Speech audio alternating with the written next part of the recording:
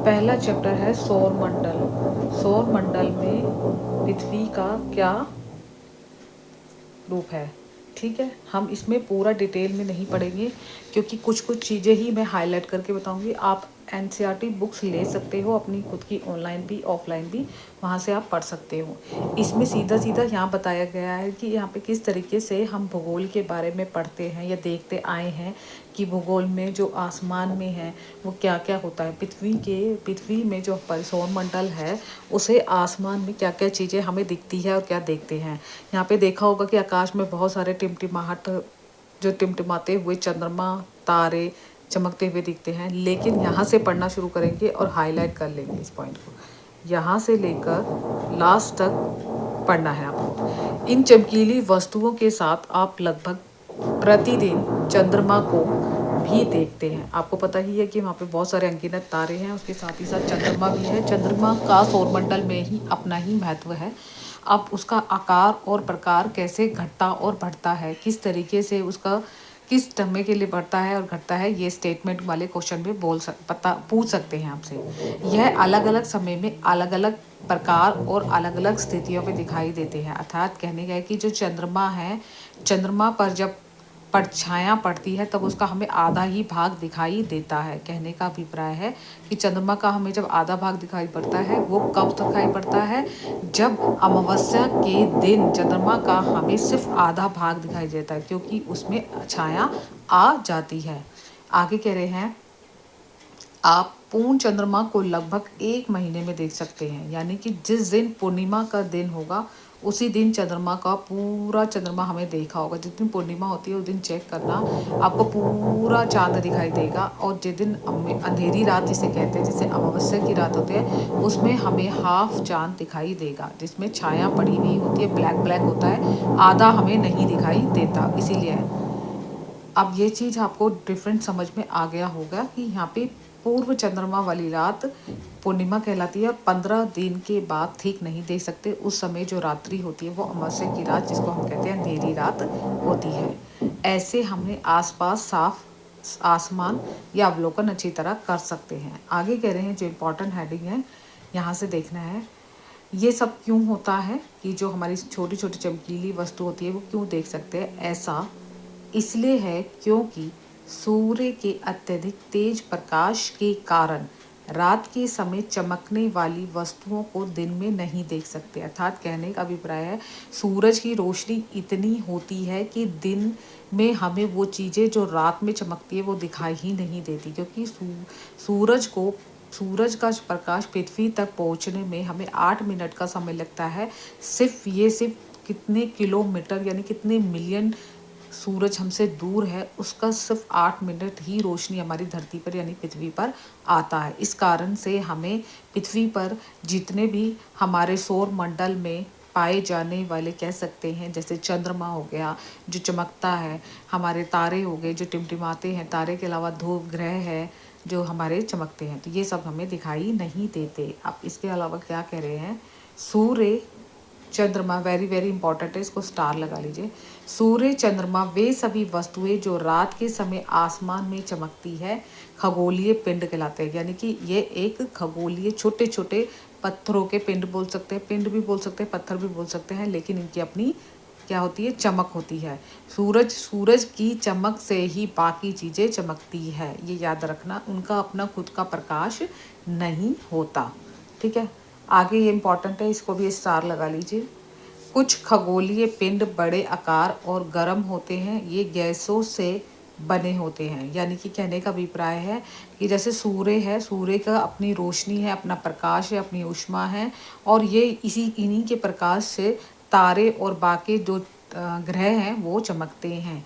तो ये एक तरीके से इन्होंने कहा है जिसके पास अपनी ऊष्मा और प्रकाश होती है, इनके पास अपनी गैस भी होती है जो चारों तरफ हमें दिखाई देती है, जिसे वह बड़ी मात्रा में उत्सर्जित कर सकते हैं। इन खगोलीय पिंड को हम तारा कहते हैं। यानी कि सूर्य को भी एक पर्टिकुलर तारा भी कहा जाता है, जिसके पास अपनी ऊष्मा और प्रकाश होता है और बहुत जल्दी बहुत सारी गैसें भी मौजूद होती है। सूर्य भी एक तारा है। ये पॉइंट इम्पॉर्टेंट है तो इसको हाईलाइट कर लीजिएगा। मैंने हाईलाइट करते हुए बता दिया। अगला है, आगे पढ़ते हैं जो इम्पोर्टेंट है। रात के समय जितनी भी चीज़ें चमकती है वह सूर्य के समान ही है। यानी कि जो रात में जितने भी तारे हैं, चंद्रमा है और भी ग्रह है या उपग्रह है, वो सूर्य के समान ही होते हैं। यानी सूर्य को एक क्या माना गया, सूर्य भी एक तारा माना गया, तो इसीलिए उनको कह रहे हैं कि सभी समान दिखते हैं। लेकिन हमसे बहुत अधिक दूर होने के कारण हम लोग उनकी ऊष्मा और प्रकाश को महसूस नहीं करते, वे अत्यंत छोटे दिखाई पड़ते हैं। कहने का अभिप्राय है, इसका अर्थ है कि जो सूर्य की रोशनी से ये सभी तारे हो या उपग्रह हो, छोटे छोटे पिंड हो पत्थरों के, ये हमें क्यों नहीं दिखाई देते, क्योंकि सूर्य की रोशनी इतनी तेज होती है तो हमें उसे और ये हमसे इतने अधिक दूर है तो हम इसकी चमक को भी महसूस नहीं कर पाते, क्योंकि नहीं देख पाते। हम देखा होगा कि कई बार चंद्र ग्रहण लगता है तो हम एक बायोस्कोप की मदद से उसको देख सकते हैं, अदरवाइज नहीं देख सकते, क्योंकि ये हमसे बहुत ही ज़्यादा दूर है। ऊपर वाली लाइन को नहीं पढ़ा रही क्योंकि उसमें कुछ भी नहीं है। इस लाइन को ये आप खुद पढ़ लेना, या कुछ लाइनें ऐसी होगी जो आपके लिए हाईलाइट नहीं होगी, ठीक है। अगला जो पैराग्राफ है वो इम्पॉर्टेंट है। आगे है, रात्रि के समय देखते समय आप तारों के विभिन्न समूहों द्वारा बनाई गई विविध आकृतियों को देख सकते हो। देखिए, तारों की आपने शेप देखी होगी, इस तरीके से कभी भी ऊपर जाना छत पे और इस तरीके की शेप बनी होती है और ये किसी न किसी चीज़ को इंगित करती है। तो इसको कहते हैं, जो बहुत सारे तारों का समूह होता है जिसमें ढेर सारे तारे होते हैं, उसको हम नक्षत्र मंडल कहते हैं। इसको अर्सा मेजर और बिग बेयर इसी का ही नक्षत्र मंडल का ही भाग है। कहने का अभिप्राय है, इसे नक्षत्र मंडल भी कहते हैं, अर्सा मेजर भी कहते हैं, बिग बेयर भी कहते हैं। बहुत आसानी से पहचान जाने वाला नक्षत्र मंडल है। सप्तऋषि क्या होता है, सात ऋषियों का समूह। सात ऋषि मतलब, ये पिक्चर में आपको मैं समझा देती हूँ कि देखो किस तरीके से ये यहाँ पे 7 ऋषि मतलब 7 तारों का समूह होता है। ये रहा तारों का समूह कहा जाता है, इसको गिन भी लेना। इस तारों को इस तरीके से बनाया जाता है और ये सीधा हमें ध्रुव तारे की ओर इंगित करता है, अगर हम आँखों से देखेंगे। संकेतिक तारा या संकेत तारा किसकी तरफ करता है, ये हमेशा उत्तर दिशा की ओर होता है। जिस पोजीशन में खड़े हैं वो उत्तर दिशा की ओर ही होगा। इसे हम क्या कहते हैं, ध्रुव तारा, जो हम आगे इसके बारे में पढ़ेंगे। आगे लिख रहे हैं, यह 7 तारों का समूह है जो कि नक्षत्र मंडल और अर्सा मेजर का भाग है। आपने अपने पड़ोस या बड़े व्यक्ति से कहिए कि अपने आप आसमान को और अधिक तारों, ग्रह और नक्षत्र मंडल को दिखाए, ठीक है। ये है। अब हमें पढ़ते हैं ध्रुव तारा, जिसके बारे में मैं आपको बता रही थी। ये इम्पॉर्टेंट है लाइन, पैराग्राफ। इसमें से यहाँ पे इम्पॉर्टेंट है कि जो रात्रि में लोग निर्धारण करते हैं तारों की सहायता से कि ये उत्तर दिशा है, ये दक्षिण दिशा है, तो पहले समय में ऐसे ही टाइम पीरियड जो देखा जाता था, सूरज की रोशनी से पता चल जाता कि 2:30 बजे या 12 बजे के साथ दिन हो गया है या रात कब हो रही है। तो यहाँ पे बता रहे हैं, उत्तर तारा उत्तर दिशा को बताता है, जिसे हम ध्रुव तारा भी कहा जाता है। It is a very very important line. यह हमेशा एक ही स्थान पर रहता है। हम सप्तऋषि की सहायता से ध्रुव तारे की स्थिति को जान सकते हैं। चित्र 1.1 में मैंने आपको बता दिया है किस तरीके से पिक्चर में है। पिक्चर ध्यान रखोगे तो आपको आंसर भी समझ में आ जाएगा। यदि सप्तऋषि मंडल के संकेतक तारों को आपस में मिला दिया जाए तो एक काल्पनिक रेखा खींचती है। तो इस तरीके से काल्पनिक रेखा दोबारा दिखा देती हूँ। ये एक काल्पनिक रेखा खींची जाती है, खींचनी नहीं पड़ती, एक काल्पनिक रेखा माना है इन्होंने। काल्पनिक रेखा एक मानी जाती है, ये खींची नहीं जाती, ठीक है। अब उसको कह रहे हैं ये खींची गई है और ये किसकी ओर संकेत कर रही है, और आगे की ओर बढ़ाया जाए तो ये ध्रुव तारे की ओर संकेत कर रही है। ये भी इम्पॉर्टेंट है। अब यहाँ पे छोटी छोटी टर्म्स होती हैं, ये रही, इसको भी हमें पढ़ना है, इसको भी निगलेक्ट नहीं करना है, मतलब छोड़ना नहीं है। इसमें से भी क्वेश्चन पूछ लेते हैं। इसमें दिया गया है कि इसको हम पढ़ेंगे ध्रुव, ये ग्रह के बारे में पहले इसको पढ़ लेते हैं, ये इंपॉर्टेंट है, स्टार लगा रही हूँ। ये बृहस्पति, शनि और यूनस ये हमारे ग्रह होते हैं छोटे छोटे। ये बड़े बाह्य, इनकी भी एक सीक्वेंस होता है, सबसे पहले बुध ग्रह, फिर शुक्र ग्रह। ये इसी लेसन में, इसी पार्ट में हम आगे पढ़ेंगे। बृहस्पतिवार, शनिवार, यूनस, ये चारों यानी कि चारों छल्ले में ये छल्ले विभिन्न पदार्थों के असंख्य छोटे छोटे पत्थरों के टुकड़े से बनी हुई एक पट्टी होती है। इस तरीके से होती है, ये भी दिखाऊंगी। पृथ्वी से इन छल्लों की शक्तिशाली दूरबीन की सहायता से, मतलब पृथ्वी से अगर हम इसको देखते हैं, अपनी धरती से इनको देखते हैं, तो दूरबीन की सहायता से आसानी से देख सकते हैं। अब आता है बोने ग्रह। ग्रह क्या होते हैं? ग्रह भी इंपॉर्टेंट है क्योंकि स्टेटमेंट में क्वेश्चन में पूछा गया है। कुछ खगोलीय पिंड की अपनी ऊष्मा और प्रकाश नहीं होती, जो मैंने स्टार्टिंग में भी बताया था कि सूर्य के प्रकाश से प्रकाशित होते हैं। जिस प्रकार से ग्रह हो गए, उपग्रह हो गए, ये सब सूर्य के प्रकाश से प्रकाशित होते हैं। वे तारों के प्रकाश से प्रकाशित होते हैं। ऐसे पिंड ग्रह कहलाते हैं। ग्रह जिसे अंग्रेजी भाषा में प्लेनेट कहते हैं और ग्रीक भाषा में प्लेटाइन शब्द कहते हैं, ये याद रख लेना। इसका परिभ्रमक, परिभ्रमक यानी चारों तरफ घूमने वाला, जो अपने ही क्षेत्र में घूमता है उसको परिभ्रमक कहते हैं, परिभ्रमक कहते हैं। और जो दूसरों के करता है वो घूर्णन होता है। और परिभ्रमक लेसन आगे चैप्टर में पढ़ेंगे।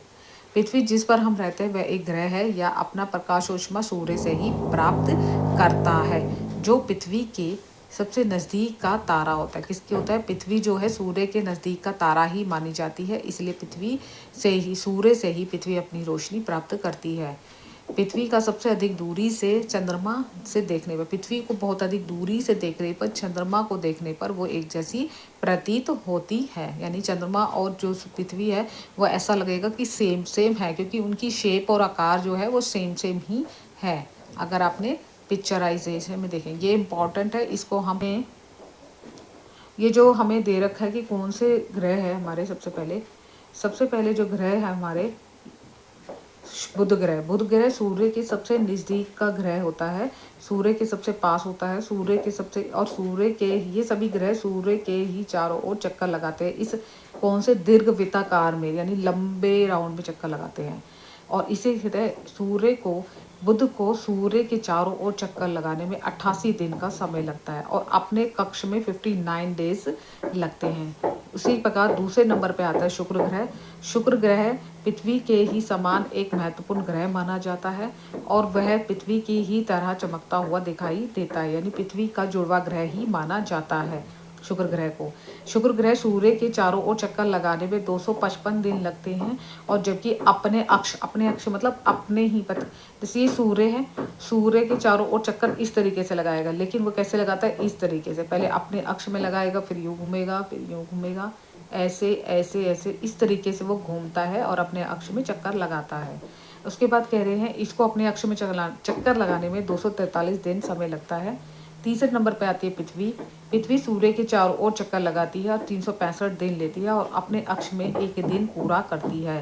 ठीक है, अपने अक्ष में एक दिन में ही घूम लेती है। अगला है जो इम्पोर्टेंट है, मंगल ग्रह। सूर्य के चारों ओर चक्कर लगाने में, देखो ये ग्रह के दिन बता रहे हैं ना, ये बहुत ही कम पूछे जाते हैं। ये किसी जगह कॉम्पिटिटिव एग्जाम में होता है तो इनसे पूछे जाते हैं, अदरवाइज यहाँ पे सीटेक में नहीं पूछे जाते। मैं फिर भी पढ़ा रही हूँ कि आपके माइंड में होना चाहिए। अक्ष, जैसे मंगल ग्रह का बता रहे हैं, मंगल ग्रह अपने ग्रह में एक दिन लगता है। पृथ्वी अपने ग्रह में पृथ्वी अपने आप में अगर एक दिन लगाती है, उसी तरीके से चंद्रमा भी अपने अक्ष में घूर्णन करता है, वो भी एक दिन लगाता है। चंद्रमा मंगल भी एक दिन लगाता है चंद्रमा पर। मंगल पर चंद्रमा की संख्या 2 मानी जाती है। और ये वाले जो जितने भी ग्रह होते हैं इसको हम आंतरिक ग्रह होते हैं, ये सूर्य के बहुत ही नज़दीक होते हैं और ये चट्टानों से बने होते हैं। ये लाइन इंपॉर्टेंट है, इसको ध्यान में रख लेना क्योंकि ये हाईलाइट पॉइंट है। अगला है यहाँ पे इसी के साथ ही है, और ये ग्रह जो 4 होते हैं ये सूर्य के नज़दीक होते हैं, लेकिन थोड़े से अगर आकार या शेप में हो बाकी ग्रह से कम छोटे होते हैं। आगे हैं कि अगले ग्रह जो है जो इसके बारे में पढ़ लेते हैं। पहले बाह्य ग्रह कहते हैं इन चारों ग्रह को, सूर्य से दूर होते हैं तथा बड़े आकार के होते हैं। इसमें गैस और तरल पदार्थ मौजूद होती है। क्या मौजूद होती है? गैस और तरल पदार्थ यहाँ पर मौजूद होती है। ठीक है, इसी तरीके से आगे देखते हैं इसमें कौन कौन से हैं। इसमें हैं, आगे पॉइंट पढ़ते हैं, बृहस्पति ग्रह। बृहस्पति ग्रह भी सूर्य के चारों चक्कर लगाने में 11 साल 11 महीने और 12 साल लगते हैं। अपने अक्ष में 9 दिन लगते हैं। घंटे में 9 घंटे 56 मिनट लगते हैं। चंद्रमा की संख्या 53 होती है। फिर आता है शनि ग्रह। सूर्य के चारों ओर चक्कर लगाने में 38 साल 5 महीने और अपने अक्ष में 10 घंटे 40 मिनट और चंद्रमा की संख्या को लगते हैं। उसके बाद यहाँ पे कह रहे हैं, ये बता दिया। अभी यहाँ पे है यूनस आता है 7वें नंबर पे। सूर्य के चारों चक्कर लगाने में 84 दिन लगते हैं और अपने अक्ष में घूर्णन करने में 17 घंटे 14 मिनट, और इसमें चंद्रमा की संख्या कितनी है? लगभग 27 है। नेपच्यून सूर्य के चारों चक्कर लगाने में 164 लगते हैं और अपने अक्ष में घूर्णन लगाने में 6 घंटे 7 मिनट और चंद्रमा की संख्या 13 मानी जाती है। चंद्रमा की संख्या फिर भी याद रख लेना, एग्जाम के पॉइंट ऑफ व्यू से पूछ लेते हैं। तो ये मैंने आपको समझा दिया। 4 कौन से सूर्य के नज़दीक होते हैं, उसको आंतरिक ग्रह होते हैं, और जो सूर्य के बाद हो लेते हैं वो 4, जैसे बृहस्पति, शनि, यूनस और नेपच्यून, ये सारे बाह्य ग्रह होते हैं, सूर्य से दूर होते हैं। ये तरल पदार्थ से बने होते हैं, गैस और तरल पदार्थ से बने होते हैं, और ये आकार में बड़े होते हैं, जबकि वो आकार में कैसे होते हैं आंतरिक ग्रह, वो चट्टानों से बने हुए होते हैं। ये आपको चैप्टर समझ में आ गया होगा। आगे जो मैं रिपीट कर रही हूँ वो है आसमान। आसमान में दिखने वाला जो ग्रह होता है, यानी कि जो उपग्रह होता है, वो एक चंद्रमा है। यह पृथ्वी, यह हमारी पृथ्वी का सहचर होता है। सहचर मतलब पृथ्वी की समान ही होना, और इसके चारों ओर चक्कर लगाता है। इसके चारों यानी पृथ्वी के चारों ओर तो चक्कर लगाता है। कौन लगाता है? चंद्रमा। हमारी पृथ्वी और चंद्रमा समान, और अन्य ग्रह जो सूर्य के प्रकाश से प्रकाशित होते हैं, सूर्य से ही प्रकाश और ऊष्मा प्राप्त करते हैं, उसमें से कुछ की चंद्रमा की संख्या, जो मैंने बताया था, कुछ ग्रहों की अपनी ही चंद्रमा की संख्या है। आगे ये इंपॉर्टेंट लाइन है, ये टर्म से याद रखना कि आप जानते हैं पौराणिक जो जितनी भी कहानियाँ थी, रोमन कहानियाँ, सोल जो थे सूर्य देवता को कहा जाता है। सोल शब्द का अर्थ है सूर्य से संबंधित। तो सूर्य के परिवार को सौरमंडल कहा जाता था, इसको ध्यान रख लेना। उसके बाद आता है सौरमंडल। सौरमंडल होता क्या है? सौरमंडल होता है पृथ्वी के, सौरमंडल में क्या क्या चीज होता है? सूर्य होता है, 8 ग्रह होते हैं, उपग्रह होते हैं, और कुछ खगोलीय पिंड होते हैं, जैसे क्षुद्र ग्रह उल्का पिंड मिलकर सौरमंडल का निर्माण करते हैं, जो हम सौर परिवार का नाम देते हैं, जिसका मुख्य सूर्य है। सूर्य क्या होता है? सूर्य के बारे में पढ़ते हैं। सूरज सौरमंडल के केंद्र में यानी सेंटर में हमारे सूरज है, जो आकार में बहुत बड़ा है और अत्यधिक गर्म गैसों से बना है, जिसका खिंचाव बल सौरमंडल को बांधे रखता है। मतलब उसकी जो गुरुत्वाकर्षण बल का जो खिंचाव बल है, वो सौरमंडल में जितने भी और चीज़ें उनको बांधे रखता है, खिंचाव बल खींचते रखता है। सूर्य सौरमंडल के प्रकाश और ऊष्मा का एकमात्र स्रोत है। यानी सौरमंडल में जो सूर्य की पोजीशन है, वो ही सभी ग्रह को, उपग्रह को, उल्का पिंड को या पिंड को, सभी को प्रकाश को प्रकाशित करता है। ठीक है, उनके पास ही ये अत्यधिक तेज ऊष्मा को महसूस नहीं कर पाते, क्योंकि इतना नज़दीक होने के बावजूद ये हमसे इतना दूर है कि सूर्य पृथ्वी के लगभग 15 करोड़ किलोमीटर दूर है। यानी कि हमसे इतने दूर है कि हम इसकी गर्मी को महसूस नहीं, अगर ये हमारे से नज़दीक तो हम जलकर भस्म हो सकते हैं, जल सकते हैं। अगला है शब्द की उत्पत्ति कैसे हुई, पृथ्वी शब्द की, ज्योग्राफी शब्द की, ये इंपॉर्टेंट है। अक्सर हम देखते हैं कि ज्योग्राफी शब्द जो है अंग्रेजी शब्द है, जो ग्रीक भाषा का शब्द से लिया गया है, जिसका अर्थ है पृथ्वी का विवरण। पृथ्वी का विवरण यानी पृथ्वी के बारे में बताना। पृथ्वी का विवरण 2 भाषा के ग्रीक से, एक तो जीई और एक ग्राफिया। जीई का अर्थ होता है पृथ्वी, और ग्राफिया का मतलब होता है लिखना। लिखना आपको पता होना चाहिए, इसमें याद रखने पॉइंट है।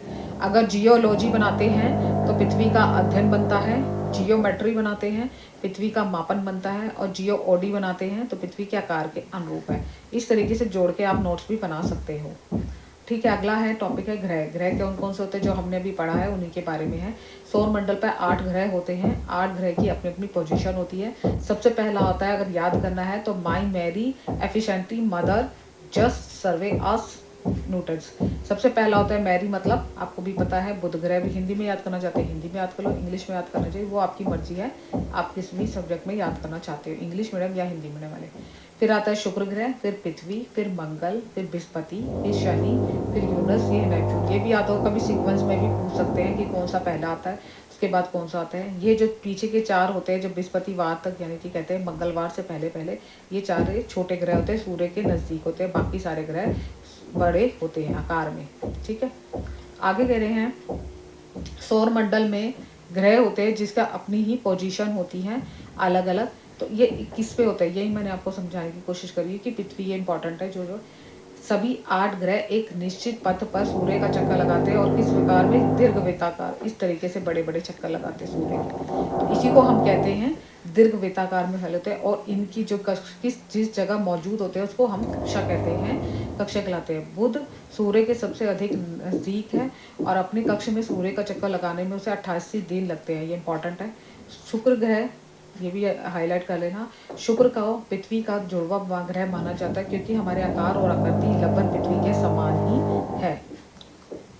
अब आता है प्लूटो। प्लूटो होता क्या है, पृथ्वी का वो भी एक ग्रह था, लेकिन वो ग्रह से अलग करने के बाद अब उसको बोना ग्रह कहने लगे हैं। अभी हम तक प्लूटो प्लूटो को भी ग्रह माना जाता था, परंतु अंतर्राष्ट्रीय खगोलीय संगठन ने यह बैठक की अगस्त 2006 में यह निर्णय लिया कि कुछ समय बाद खोजे गए खगोलीय पिंड से अन्य खगोलीय पिंड 2023 यूसबी 313 सिरस प्लूटो ग्रह कहे जा सकते हैं, यानी कि इनको अलग कर लिया गया है।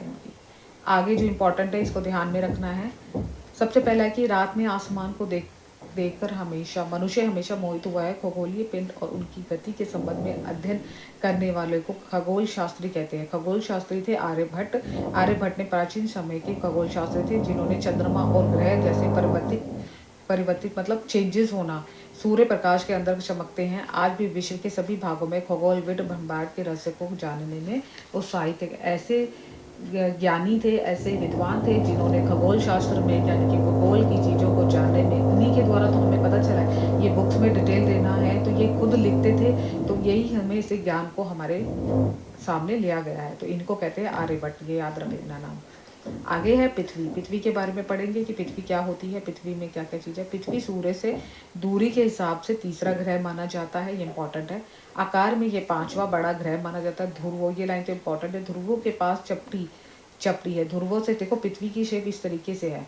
बहुत सारे बच्चों को यह नहीं पता होगा कि पृथ्वी की शेप पे थोड़ी सी ऊपर से उठी हुई है, इस तरीके से नीचे से अंदर की तरफ है और ऊपर से भी अंदर की तरफ है, ऐसे उठी हुई है, ऊपर की तरफ उठी हुई है नीचे से। ठीक है, पिक्चर्स पे मत जाइए क्योंकि पिक्चर्स इस हाइट से बनाना पड़ता है तो मुझे थोड़ी सी दिक्कत होती है। अब यही कारण है कि इसकी जो आकार है भू आभ मतलब होता है पृथ्वी के समान का आकार है, यानी कि जो इसके अगर हम सूर्य के देखें तो इसकी जो है सूर्य का प्रकाश पृथ्वी तक पहुंचने में 8 मिनट का समय लगता है। जो बात मैं कह रही थी वहाँ पे यह लिखी हुई भी है, मैं ऐसे नहीं कह रही थी। प्रकाश की गति जो लगभग है 3 लाख किलोमीटर प्रति सेकंड है। इस गति के बावजूद भी सूर्य का प्रकाश पृथ्वी तक पहुँचने में 8 मिनट का समय लगता है। यही चीज़ मैं आपको कह रही थी, यानी सूर्य जो है दूरी के हिसाब से पृथ्वी तीसरा ग्रह है, जबकि वो आकार में पांचवा ग्रह माना जाता है। ये आकार के हिसाब से, ये हमें डिटेल में नहीं पढ़ना क्योंकि डिटेल में अलग है कि आकार के अनुसार भी कौन सा सबसे बड़ा, फिर उससे छोटा, फिर उसके कलर अलग अलग होते हैं, कोई लाल होता है, कोई पीला होता है। तो ये चीज़ हमें कॉम्पिटिटिव एग्जाम में पढ़ना होता है। आगे कह रहे हैं जीवन के अनुकूल परिस्थिति केवल पृथ्वी पर ही पाई जाती है। ना तो अधिक गर्म है ना ही अधिक ठंडी है। यहाँ पे पानी और वायु उपस्थित हमारे जीवन के लिए आवश्यक है। वायु में जीवन के लिए आवश्यक गैसें और ऑक्सीजन मौजूद है। इसी कारण पृथ्वी में सबसे बड़ा अद्भुत ग्रह भी कहा जाता है। पृथ्वी को सौरमंडल का अद्भुत ग्रह भी कहा जाता है। पृथ्वी को सौरमंडल का नीला ग्रह भी कहा जाता है क्योंकि पानी मौजूद है और वो आधा हिस्सा पानी में ही चमकता है, जिसे भी हमें पता है कि कितने % पानी होता है और कितने % हमारे क्या है भूभाग स्थल होते हैं। तो अंतरिक्ष में देखने से पृथ्वी नीले रंग की दिखाई देती है, जो आपने देखा, क्योंकि ये 2/3 पानी से ढकी होती है, इसलिए इसे नीला ग्रह भी कहा जाता है। यहाँ पे चंद्रमा की संख्या बताते हैं। चंद्रमा कह रहे हैं पृथ्वी के ही पास एक छोटा सा ग्रह माना जाता है। केवल एक उपग्रह है चंद्रमा, जिसका व्यास पृथ्वी के व्यास का केवल 1/4 हिस्सा है। यह केवल बड़े प्रतीत होते हैं क्योंकि यह हमारे ग्रह से अन्य ग्रहों के पिंडों की अपेक्षा नजदीक होते हैं। यह लगभग 3,84,400 किलोमीटर की दूरी पे है। अब ये पृथ्वी से सूर्य और चंद्रमा की दूरी की तुलना कर सकते हैं। अच्छा, इसमें स्टार लगा लेना, जो मैं स्टार लगा रही हूँ वो it is a very very very important. ठीक है, यह है नील आर्मस्ट्रॉन्ग, पहले व्यक्ति थे जिन्होंने 21 जुलाई 1969 में सबसे पहले चंद्रमा की सतह पर कदम रखा था। तो ये याद रख लेना, किसने रखा था, नील आर्मस्ट्रॉन्ग ने।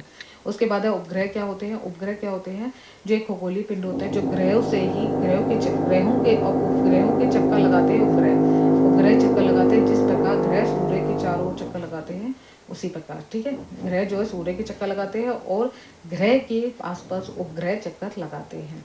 मानव निर्मित कृत्रिम ग्रह क्या होता है, ये मानव द्वारा बनाया गया एक कृत्रिम पिंड होता है जो वैज्ञानिकों द्वारा बनाया होता है। उपयोग ब्रह्मांड के बारे में जानकारी हासिल करने के, ये है पिंड, ये होता है उपग्रह। ये मानव द्वारा बनाया जाता है, जो आपने कहा कि एक रॉकेट के रूप में छोड़ा जाता है। ये मशीन के अंदर से रॉकेट निकलता है और ये उपकरण उपके तरफ इसमें जानकारियाँ हासिल की जाती है। इसमें कैमरा लगा होता है, बहुत सारी चीज़ें इंक्लूड होती हैं जिसके द्वारा हमें अंतरिक्ष में जो भी चीज़ें हो रही हैं अपडेट इन्हीं के द्वारा, रॉकेट के द्वारा समझ में आता है। इस रॉकेट के द्वारा अंतरिक्ष में भेजा जाता है, पृथ्वी की कक्षा में स्थापित कर दिया जाता है। आप सभी को यह पता होगा। अंतरिक्ष में अनेक प्रकार के उपग्रह होते हैं जिसमें जैसे एग्जाम्पल फॉर इम्पॉर्टेंट है, इनसेट होता है, RS होता है, एडुसेंट होता है इत्यादि ये नाम दिए हैं। रॉकेट का प्रशिक्षण किया जाता है, रॉकेट पृथ्वी पर गिराते हैं और उपग्रह का कक्षा पे प्रवेश करते हैं। इस तरह के पिंड को हम क्या कहते हैं, उपग्रह कहा जाता है, जो हमें जानकारी हासिल करने के लिए मिलती है। अगला पॉइंट है चंद्रमा को, ये इंपॉर्टेंट है, लाइन हाईलाइट कर लेना। चंद्रमा पृथ्वी का चक्कर लगाने में 27 दिन पूरा करता है। लगभग इतने ही समय में वे अपने अक्ष में ही पूरा करता है। यानी कि चंद्रमा जो चक्कर लगाता है अपने अक्ष में भी 27 दिन लगाता है और पृथ्वी पर भी 4 दिन लगाते हैं। तो दोनों की जो भाग है चक्कर लगाने को वो एक समान लगता है, इसलिए कहा जाता है पृथ्वी से हमें चंद्रमा का केवल एक ही भाग दिखाई देता है। अगर हम चंद्रमा को देखते हैं तो पृथ्वी से देखने पर हमें ऐसा लगता है चंद्रमा और पृथ्वी समान समान है। क्षुद्र ग्रह क्या होते हैं? क्षुद्र ग्रह होते हैं जो हमारे तारों और ग्रह उपग्रह के अतिरिक्त असंख्य छोटे पिंड होते हैं जो सूर्य के चारों ओर चक्कर लगाते हैं। इस तरीके के होते हैं ये क्षुद्र ग्रह, पत्थर के बने होते हैं। इन पिंडों को हम क्षुद्र ग्रह कहते हैं। ये मंगल और बृहस्पति की सतह पर पाई जाती है। ये इंपॉर्टेंट है बहुत, ये हाईलाइट कर लेना जो मैं बता रही हूँ। ये मंगल ग्रह उपग्रह की कक्षा में पाए जाते हैं। उपग्रह और कक्षा में जहाँ पे मैंने बताया था कि लच्छे होते हैं और सूर्य के चारों होते हैं, जिस बृहस्पति और यूरेनस और शनि के आसपास पाए जाते हैं। ये पॉइंट मैंने सबसे पहले ही आपको समझा दिया था। वैज्ञानिकों के अनुसार क्षुद्र ग्रह के ही भाग होते थे जो बहुत समय पहले विस्फोटक के बाद टूटकर इनसे अलग हो गए हैं। उल्का पिंड क्या होते हैं? उल्का पिंड होते हैं सूर्य के चारों ओर चक्कर लगाने वाले पत्थरों के छोटे छोटे टुकड़े होते हैं इस तरीके से, और ये सूर्य के चारों ओर ही चक्कर लगाते हैं। इसको उल्का पिंड कहते हैं, उल्का पिंड कहते हैं। ये कभी कभी पृथ्वी के इतने नज़दीक आ जाते हैं तो इनकी प्रवृत्ति मतलब इनकी जो गिरने की प्रवृत्ति होती है और ये घर्षण आपस में टकराते हैं तो गर्म हो जाते हैं। गर्म क्या होता है ना, एग्जाम्पल के थ्रू आपने देखा होगा पहले के समय में क्या होता था, जब पत्थर से पत्थर को टकराते तो आग निकलती थी, चिंगारी निकलती थी। तो वही चीज़ यहाँ पे बताने की कोशिश की गई है कि आपस में इतने नज़दीक आ जाते हैं जो टकरा जाते हैं, जिसके अंदर से प्रकाश निकलता है और प्रकाश कभी कभी उल्का पिंड जो होते हैं वो बिना जले ही धरती पर गिर जाते हैं और धरती पर गड्ढे कर जाते हैं। तो बड़े बड़े पत्थर के जो टुकड़े होते हैं वो सीधे ही डायरेक्ट धरती पे गिर जाते हैं और उसमें वहाँ पे गड्ढे कर देते हैं। इस बात को एक्सप्लेन करा गया है। कुछ खगोलीय पिंड जो होते हैं बहुत सारे, आकाश एक ब्रह्मांड इतना ज़्यादा है, वहाँ पे बहुत सारे आकाश के तारे हैं जो एक जगह से दूसरी जगह फैली सफ़ेद पट्टी की तरह है। ये चमकदार होते हैं और ये लाखों तारों का समूह होता है जिसे हमें आकाश गंगा कहते हैं। इंग्लिश में हमें मिल्की वे कहते हैं। ये हमारे सौर मंडल के आकाश गंगा का ही एक भाग है। लगभग भारत में इसमें कल्पना आकाश में प्रकाश की एक नदी से की गई है। इस प्रकार यानी इस तरीके से होता है जैसे लगता है बहती हुई नदी है। ये रहा, इस तरीके से पिक्चर दे रखी है यहाँ पे। सर ये सारे तारे के समूह हैं, इसी को ही आकाश गंगा कहते हैं। आकाश गंगा पड़ा है, आकाश गंगा में करोड़ों तारे, बादलों, ये बादल हैं, ठीक है, गैसों से एक प्रणाली है। इस प्रकार के लाखों करोड़ों जो तारे हैं वो मिलकर आकाश गंगा का निर्माण करते हैं। उसके बाद आकाश गंगा ये सभी मिलकर एक ब्रह्मांड का निर्माण करती है। ब्रह्मांड की विशालता कल्पना करना अधिक कठिन है। वैज्ञानिक अभी भी इस बारे में अधिक से अधिक जानकारी इकट्ठे कर रहे हैं और इसके बारे में जैसी जानकारी मिलेगी फिर भी आपको हिस्सा जोड़ते जाएंगे। मतलब कहने का अभिप्राय ब्रह्मांड का हिस्सा है। ये चैप्टर मैंने ख़त्म कर दिया। इसमें जो भी मेन पॉइंट थे, देखिए यहाँ एक्सरसाइज दे रखी है। ये एक्सरसाइज इज नॉट इम्पॉर्टेंट, सिर्फ आपको चैप्टर पढ़ना है। इसमें से इम्पॉर्टेंट मैंने सारे टर्म्स बता दिए हैं और यही आप नोट्स बना सकते हो। अगर आपको नोट्स बनाने में दिक्कत हो रही है तो मुझे कमेंट्स बॉक्स में कमेंट कर देना। शायद मेरे पास पुराने ओल्ड बने हुए हैं नोट्स, मैं आपको सेंड कर दूँगी, क्योंकि आप उससे भी पढ़ सकते हो। क्योंकि एक बार आप खुद से भी पढ़ोगे तो आपकी डबल रिवीजन हो जाएगी, डबल प्रैक्टिस हो जाएगी, साथ ही साथ आप क्वेश्चन भी करोगे तो और भी इजी रहेगा आपका। ये हो सकता है चैप्टर वाइज कर लीजिए या फिर 2-3 चैप्टर पढ़ने के बाद, यानी कि 6 क्लास की बुक्स देखिए, उसके बाद प्रीवियस के पेपर देखिए। तो हम इस तरीके से भी मैं भी करवाऊँगी, साथ ही साथ आप खुद भी कर सकते हो अगर आप सेल्फ स्टडी कर रहे हैं। ठीक है, सौर मंडल में पता है। अब इसके अलावा जब ये चैप्टर फिनिश हो जाएगा तो हो सकता है मैं या तो एक चैप्टर इसका ले लूँ या एक चैप्टर उसका ओल्ड न्यू बुक्स का ले लूँ, क्योंकि आपको इजी रहेगा समझने में। कहीं हो सकता है कि वो चैप्टर आ जाए फिर आपको दिक्कत होगी, तो हम दोनों ही बुक्स लेके चलेंगे। अगर ये वीडियो अच्छी लगी तो लाइक शेयर सब्सक्राइब कर देना। Thank you so much, have a nice day, bye bye, take care.